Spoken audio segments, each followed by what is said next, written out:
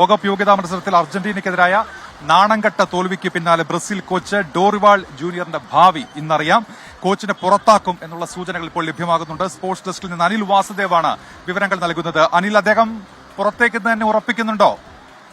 ഏറെക്കുറെ അങ്ങനെ തന്നെയാണ് ഉമേഷ കാര്യങ്ങൾ പോകുന്നത്. കാരണം ഡോറിവാളിന് ഇനി അധിക നാൾ ഉണ്ടാവില്ല. ഇന്ന് തന്നെ ആ തീരുമാനം ബ്രസീൽ ഫുട്ബോൾ ഫെഡറേഷനിൽ നിന്നുണ്ടാവും എന്ന് തന്നെയാണ് അറിയുന്നത്. കാരണം ബ്രസീൽ ചരിത്രത്തിൽ ആദ്യമായിട്ടാണ് ഒരു ലോകകപ്പ് യോഗ്യതാ മത്സരത്തിൽ 4 ഗോൾ വഴങ്ങി തോൽക്കുന്നത്. അർജന്റീനയ്ക്കെതിരായ കഴിഞ്ഞ മത്സരത്തിൽ 4-1 അവരുടെ തോൽവി. ഇങ്ങനെ ഒരു ചരിത്രം എല്ലാ ലോകകപ്പും കളിച്ച ടീമിൻ്റെ ഇല്ലെങ്കിൽ എല്ലാ യോഗ്യതാ മത്സരങ്ങളിലൊക്കെ തന്നെ ഭാഗമായ ഒരു ടീമിന് ഇങ്ങനെ ഒരു അവസ്ഥ എന്നുള്ളത് അങ്ങേയറ്റം ദയനീയമാണ്. അതോടുകൂടിയാണ് ഡോറിവാൾ ജൂനിയറിനെ പുറത്താക്കണമെന്നൊരു ആവശ്യം ആരാധകരിൽ നിന്നും ഒപ്പം തന്നെ ഫെഡറേഷനിൽ നിന്ന് തന്നെ ഉണ്ടാകുന്നത്. ഇന്ന് തന്നെ അക്കാര്യത്തിൽ ഒരു തീരുമാനം ഉണ്ടാകുമെന്നാണ് നമ്മൾ അറിയാൻ കഴിയുന്നത്. അദ്ദേഹം ഇതുവരെ 16 മത്സരങ്ങളിലാണ് ബ്രസീലിനെ പരിശീലിപ്പിച്ചത്. അതിൽ 7 വിജയങ്ങൾ, 6 സമനില, 3 തോൽവി. അതായത് 9 മത്സരങ്ങളിൽ അദ്ദേഹത്തിന് ജയിക്കാനായിട്ടില്ല എന്ന് തന്നെ അദ്ദേഹത്തിന് ഒരു മോശം റെക്കോർഡാണ്. ഒപ്പം തന്നെ വലിയ പാരമ്പര്യമോ ഇല്ലെങ്കിൽ വലിയ ഗ്ലാമറസ് ആയുള്ള ഒരു കോച്ചൊന്നുമല്ല.